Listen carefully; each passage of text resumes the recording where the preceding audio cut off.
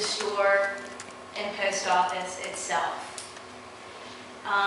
It's convincing the community that it's worth their time and effort to recognize it as such.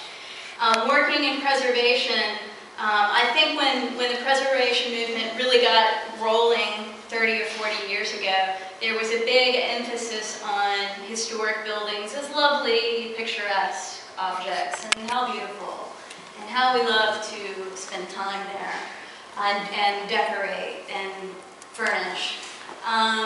That's not where it's at anymore. Of course, that's a wonderful facet of preservation, but much more relevant these days is introducing new uses that make buildings viable, and also participating in heritage tourism.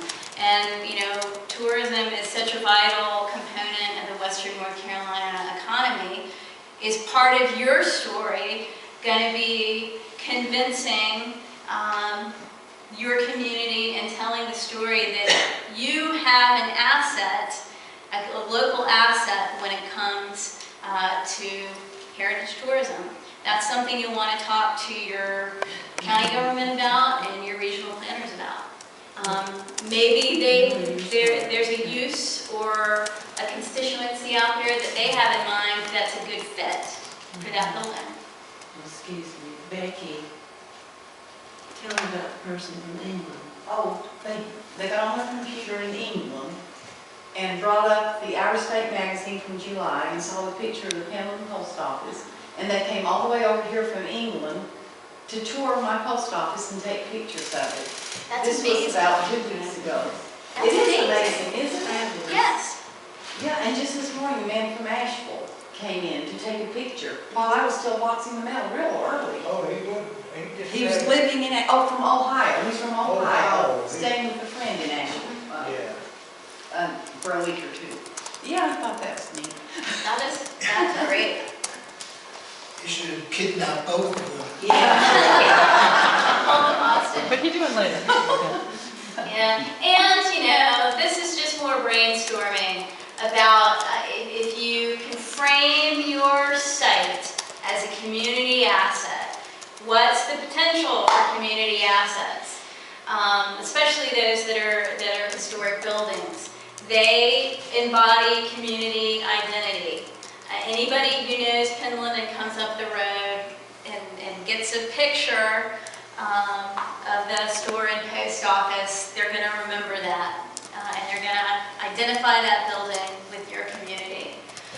The buildings possess aesthetic value. I'm sure so many of the artists up at Penland would appreciate the store and post office for that reason. They embody community history. They can be a part of economic development and community investment, and they can tie into heritage tourism efforts. And we've heard the expression, the greenest building is the one that's already built.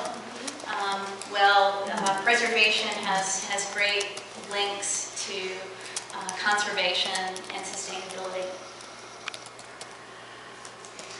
Reach out for help if you need it. The nonprofit board that I serve on in Asheville, we're great at events, and we're great at outreach and education, and we're horrible at fundraising. It's like everybody's really shy about fundraising, or we just don't know how to do it. And we're talking about reaching out to an organization like this, or maybe finding some kind of a nonprofit facilitator, honestly, to coach us on how to organize and get started with some fundraising efforts. Also, you know, you can use facilitators like this to maybe work through problems or obstacles that the board is having. You know, think of it as an educated pair of eyes with no preconceived notions or biases that can help you work through problems.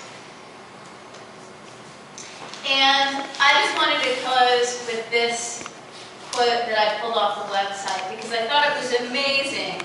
It's a beautiful passage written by Jean up the road think she's done you a wonderful service in giving you this.